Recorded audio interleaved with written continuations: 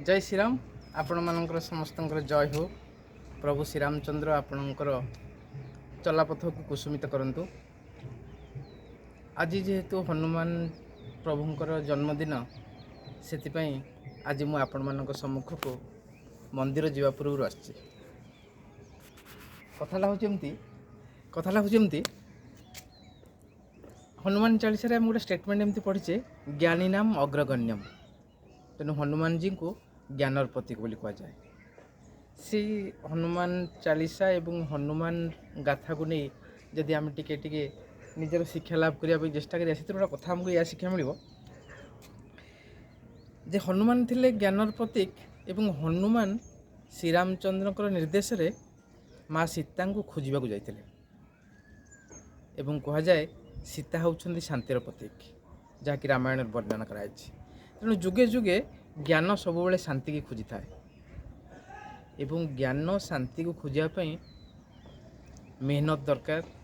आपणकर से लक्ष्य जो स्थिर कर शांति पाइबापा से लक्ष्य प्रति आप केते डेडिकेटेड केते निजको कंट्रीब्यूट कर से लक्ष्यटा को आपण केते लिंक कर अन्य मानक सेल्फ इंटरेस्ट तेबे आपण से लक्ष्य हासिल लक्ष्य पहुँचे और आप सफल हे। एवं सीता को शांति की पाइबा हेले आपन को मेहनत करा पड़ो। जमती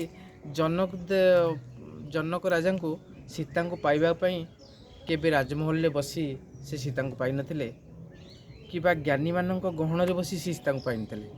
सी जेते बेले कृषि करने कृषक हो हल करुथिले सेते सीता को पाइथिले। तेणु आम को सफलता हासिल करने शांति पाइबा हेले आमको परिश्रम करा पड़ो और परिश्रमी होगा पड़ो। शेष कथाटा हूँ ज्ञान केमिति नहीं कि आमको शांति रे पहुँचेब। तेणु ज्ञान शांति रे पहुँचेबार माध्यम हूँ जितेबले आम पृथ्वीर आकर्षण मुक्त होगा। जमती से दिन श्रीरामचंद्रंकर गोटे पदरे हनुमान जी जाई पहाड़ उपरू समुद्र उपर लंफ देते एवं जाई पहुँची थे लंकार। तेणु से जो लंफ देला बेले से पृथ्वीर सबू आकर्षण से मुक्त होते। तेणु आसतु प्रभु हनुमान जी सबू जीवन दर्शन को आम जीवन में सामिल करवा। आपण मानकर जय हो।